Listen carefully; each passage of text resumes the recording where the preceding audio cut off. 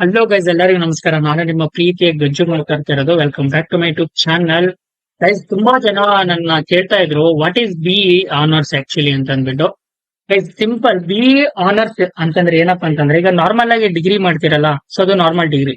So ಅದಕ್ಕೆ ನಿಮ್ಮ ಒಂದು ಡಿಗ್ರಿಗೆ ಅಡಿಷನಲಿ ಏನಾದ್ರು ವ್ಯಾಲ್ಯೂನೇ ಆಡ್ ಮಾಡ್ಬೇಕು ಅಂತಂದ್ರೆ, ಇದೊಂದು ಮೈನರ್ ಡಿಗ್ರಿ ಆಗಿರುತ್ತೆ. ಇದೊಂದು ಎಕ್ಸ್ಟ್ರಾ ಕರಿಕ್ಯುಲರ್ ಆಕ್ಟಿವಿಟೀಸ್ ಲೈಕ್ ಆ ತರ. ಸೊ ಇದು ನೀವು ಈ ಒಂದು ಬಿ ಆನರ್ಸ್ ಗೆ ಎಲಿಜಿಬಲ್ ಆಗ್ಬೇಕಾದ್ರೆ ನೀವು ಮಾಡ್ಬೇಕಾಗಿರೋ ಕೆಲಸ ಏನಪ್ಪಾ ಅಂತಂದ್ರೆ, ಫಸ್ಟ್ ನಿಮ್ಮ ಒಂದು CGPA, over all CGPA 7.5 CGPA ಇರ್ಬೇಕು, ಆಯ್ತಾ. ನೆಕ್ಸ್ಟ್ ನಿಮ್ಮ ಒಂದು ಅಕಾಡೆಮಿಕ್ಸ್ ಲೆವೆಲ್ ಅಲ್ಲಿ ಈಗ ಪ್ರತಿ ಸೆಮ್ ಅಲ್ಲೂ ಒಂದು 20, 21, 19, 16 ಕ್ರೆಡಿಟ್ಸ್ ಇರುತ್ತಲ್ಲ. ಸೊ ಎಲ್ಲ ನಾರ್ಮಲ್ ಅಕಾಡೆಮಿಕ್ ಲೆವೆಲ್ ಇತ್ತು. ಅಕಾಡೆಮಿಕ್ ಲೆವೆಲ್ ಅಲ್ಲಿ ಆ ಒಂದು ಕ್ರೆಡಿಟ್ಸ್ ನ ಬಿಟ್ಟು ಎಕ್ಸ್ಟ್ರಾ ಕ್ರೆಡಿಟ್ಸ್ ನ ನೀವು ಅರ್ನ್ ಮಾಡಬೇಕು. ಎಷ್ಟು ಕ್ರೆಡಿಟ್ಸ್ ಅಂತಂದ್ರೆ ಮಿನಿಮಮ್ 18 ಕ್ರೆಡಿಟ್ಸ್ ನ ನೀವು, ಅಂದ್ರೆ 18 ಕ್ರೆಡಿಟ್ಸ್ ನ ನೀವು ಅರ್ನ್ ಮಾಡ್ಬೇಕಾಗಿರುತ್ತೆ.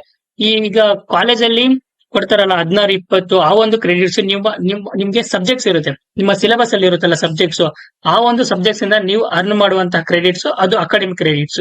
ಈ ಒಂದು 18 ಕ್ರೆಡಿಟ್ಸ್ ನ ನೀವು ಯಾವ ತರ ಅರ್ನ್ ಮಾಡ್ಬೇಕಂತಂದ್ರೆ, ನೀವು NPTEL ಎಕ್ಸಾಮ್ಸ್ ನ ಮತ್ತೆ ಇಲ್ಲಿ ಕಾಣಿಸ್ತಿರುವಂತಹ VTU ಆನ್ಲೈನ್ ಅಲ್ಲಿ ಇರುವಂತಹ ಕೋರ್ಸಸ್ ನ, ಇಲ್ಲಿ ಪ್ರೋಗ್ರಾಮ್ಸ್ ಅಂತ ನೋಡಿದ್ರೆ ಇಲ್ಲಿ ಸೋ ಮೆನಿ ಪ್ರೋಗ್ರಾಮ್ಸ್ ಇದೆ. Minor degree in computer science and engineering, so minor degree in digital marketing, ಈ ತರ ಒಂದು ಪ್ರೋಗ್ರಾಮ್ಸ್ ನ ನೀವು ಚೂಸ್ ಮಾಡ್ಕೊಂಡ್ಬಿಟ್ಟು ಅವನ್ನ ಕಂಪ್ಲೀಟ್ ಮಾಡ್ಬೇಕು.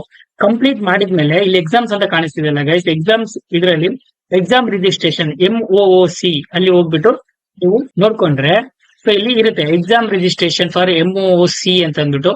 ಸೊ ಅಪ್ಲೈ ಫಾರ್ ಕೋರ್ಸ್, ನಿಮ್ಮ ಒಂದು course data structures and algorithms using Java ಆಗಿದ್ರೆ ಈ ಒಂದು ಕೋರ್ಸ್ 3 ಕ್ರೆಡಿಟ್ಸ್ ಆಗಿರುತ್ತೆ. ಈ ತರ 3 ಕ್ರೆಡಿಟ್ಸ್ ಇರುವಂತಹ ಒಂದು ಎಕ್ಸಾಮ್ಸ್ ನ ನೀವು ಒಂದು 8 ಬರ್ದೆ, 824, 8 ಅಲ್ಲ 618, 6 ಸಬ್ಜೆಕ್ಟ್ಸ್ ನ ನೀವು ಬರೆದ್ರೆ, 3 ಕ್ರೆಡಿಟ್ಸ್ ಇರುವಂತಹ 6 ಸಬ್ಜೆಕ್ಟ್ಸ್ ನ ನೀವು ಬರೆದ್ರೆ, ಸೊ 18 ಕ್ರೆಡಿಟ್ಸ್ ಕಂಪ್ಲೀಟ್ ಆಗುತ್ತೆ. ನೀವು 6 ಬರಿಬೇಕಂದ್ರೆ ನೀವು ಮಿನಿಮಮ್ 6,000 ಸ್ಪೆಂಡ್ ಮಾಡ್ಬೇಕು. ಅಂದ್ರೆ ಇಲ್ಲಿ ಎಕ್ಸಾಮ್ ಫೀಸ್ 1,000 ರೂಪಾಯಿ ಇದೆ ಪ್ರತಿಯೊಂದು ಸಬ್ಜೆಕ್ಟ್ಸ್ ಗೆ. ಸೊ ಈ ತರ ಇದಾ, ಸೊ ಈ ತರ ಕ್ರೆಡಿಟ್ಸ್ ನ ಅರ್ನ್ ಮಾಡ್ಬೇಕು. ನೀವು ಇದನ್ನ ಆಕ್ಚುಲಿ ಫೈನಲ್ ಇಯರ್ ಅಲ್ಲೇ ಅಪ್ಲೈ ಮಾಡಕ್ ಬರಲ್ಲ. ಏನಕ್ಕೆ ಅಂತಂದ್ರೆ ನೀವು ಆಲ್ರೆಡಿ ಲಾಸ್ಟ್ ಅಲ್ಲಿ ಇರ್ತೀರಾ. ಸೊ ಅದಕ್ಕೋಸ್ಕರ ನೀವು ಇದನ್ನ ಯಾವಾಗ ಮಾಡ್ಬೇಕು ಅಂತಂದ್ರೆ, ನೀವು 3rd ಇಯರ್ 2nd ಇಯರ್ ಇದ್ದಾಗಲೇ ಈ ಒಂದು ಅಪ್ಲಿಕೇಶನ್ ಹಾಕಿದ್ರೆ, ಬಿ ಆನರ್ಸ್ ಅಪ್ಲಿಕೇಶನ್ ಹಾಕಿದ್ರೆ, ಸೊ ನೀವು ಎಲಿಜಿಬಲ್ ಆಗ್ತೀರಾ, ಆಯ್ತಾ. ಸೊ ನೀವು 2nd year 3rd year 4th year ಬರೋ ಅಷ್ಟೊತ್ತಿಗೆ ನೀವು 18 ಕ್ರೆಡಿಟ್ಸ್ ನ ಈಸಿಯಾಗಿ ಅರ್ನ್ ಮಾಡಬಹುದು. ಯಾವ ತರ ಅಂತಂದ್ರೆ, ಪ್ರತಿಯೊಂದು NPTEL ಕೋರ್ಸ್ ಅಲ್ಲಿ 2 ಕ್ರೆಡಿಟ್ಸ್ 3 ಕ್ರೆಡಿಟ್ಸ್ ಕೋರ್ಸ್ ನ ತಗೊಂಡ್ಬಿಟ್ಟು NPTEL ಕೋರ್ಸಸ್ ನ ಎಕ್ಸಾಮ್ ನ ಬರ್ದ್ಬಿಟ್ಟು, ಸೊ ನೀವು 18 ಕ್ರೆಡಿಟ್ಸ್ ನ ಅರ್ನ್ ಮಾಡಬಹುದು. ಆವಾಗ ನೀವು ಎಲಿಜಿಬಲ್ ಆಗ್ತೀರಾ. ಪ್ಲಸ್ ನಾವು 7.5 CGPA ಮೇಂಟೈನ್ ಮಾಡಿರ್ಬೇಕು. ಸೊ ಆವಾಗ ಈ ತರ ಎಕ್ಸಾಮ್ಸ್ ನ ಬರ್ದ್ಬಿಟ್ಟು, ಸೊ ನೀವು ಕ್ರೆಡಿಟ್ಸ್ ನ ಅರ್ನ್ ಮಾಡಿ ನಿಮ್ಮ ಒಂದು BA ಆನರ್ಸ್ ಡಿಗ್ರಿನ ತಗೋಬಹುದು. ನಾನು ನನ್ನ ಸೀನಿಯರ್ಸ್ ನ ಕೇಳಿದಾಗ BA ಆನರ್ಸ್ ಡಿಗ್ರಿಯಿಂದ ಏನಾದ್ರು ಬೆನಿಫಿಟ್ ಇದೆ ಅಂತ ಕೇಳಿದಾಗ, ಅವರು ಇಲ್ಲ, ಜಸ್ಟ್ ರೆಸ್ಯೂಮೆಯಲ್ಲಿ ಸ್ವಲ್ಪ ವೇಟೇಜ್ ಬರೋಕ್ಕೋಸ್ಕರ ಸ್ವಲ್ಪ ಹೆಲ್ಪ್ ಮಾಡುತ್ತೆ ಅಂತ ಹೇಳ್ತಾರೆ. ಸೋ ಮೆನಿ ಟೈಮ್ಸ್ ಹೆಲ್ಪ್ ಆಗಲ್ಲ. ಸೊ ಸುಮ್ನೆ 6,000 7,000 ಮೊದ್ಲಿಗೆ ಇಂಜಿನಿಯರಿಂಗ್ ಗೆ ಬೇಜಾನ್ ದುಡ್ಡು ಖರ್ಚು ಮಾಡಿರ್ತೀರ, ಮತ್ತೆ ಇವು BA ಆನರ್ಸ್ ಗೆ ಜಾಸ್ತಿ ಸ್ಪೆಂಡ್ ಮಾಡೋದು ಬೇಡ ಅಂತ ನನ್ನ ಅಭಿಪ್ರಾಯ. ಸೊ ಇಲ್ಲ ಬ್ರೋ, ನನಗೆ ನನ್ನ ಹತ್ರ ತುಂಬಾ ಮಸ್ತ್ ದುಡ್ಡಿದೆ, ಇರ್ಲಿ ಪರವಾಗಿಲ್ಲ, ವೇಟೇಜ್ ಸಿಗುತ್ತೆ, ರೆಸ್ಯೂಮೆಲ್ಲಿ ಎಕ್ಸ್ಟ್ರಾ 18 ಕ್ರೆಡಿಟ್ಸ್ ಅರ್ನ್ ಮಾಡಿದೀನಿ ಅಂತ ನಿಮ್ಗೆ ಏನಾದ್ರು ಬೇಕು ಅಂತಂದ್ರೆ ನೀವು ಅಪ್ಲೈ ಮಾಡ್ಕೊಂಡು ಈ BA ಆನರ್ಸ್ ನ ತಗೊಂಡು ನಿಮ್ಮ ಒಂದು ರೆಸ್ಯೂಮೆಲ್ ಹಾಕೋಬಹುದು. ಸೊ ನಮ್ಮ ಕಾಲೇಜಲ್ಲಿ ನಮ್ಮ CSC ಬ್ರಾಂಚ್ ಹೊರಗಡೆ ಹಾಕಿದ್ರು, ಆಕ್ಚುಲಿ ಒಬ್ರು BA ಆನರ್ಸ್ ಡಿಗ್ರಿನ ಅರ್ನ್ ಮಾಡಿದಾರೆ ಅಂತ ಅಂದ್ಬಿಟ್ಟು ಒಂದು ನೋಟಿಸ್ ಬೋರ್ಡ್ ಅಲ್ಲಿ ಹಾಕಿದ್ರು. ಸೊ ರೆಪ್ಯುಟೇಷನ್ ಸ್ವಲ್ಪ ಇನ್ಕ್ರೀಸ್ ಆಗುತ್ತೆ, ಲೈಕ್ ಆ ಒಂದು ಪಾಯಿಂಟ್ ಆಫ್ ವ್ಯೂ ಇಂದನೂ ನೋಡಬಹುದು. ಅದೊಂದು ರೀಸನ್ BA ಆನರ್ಸ್ ಗೆ. ಇಲ್ಲಿ ಬೇಜಾನ್ ಇವಿದೆ. ಇಲ್ಲಿ ನೋಡಿ 12 ಕ್ರೆಡಿಟ್ಸ್ ಅಂತ photography and video production with hard ಓಬೋ.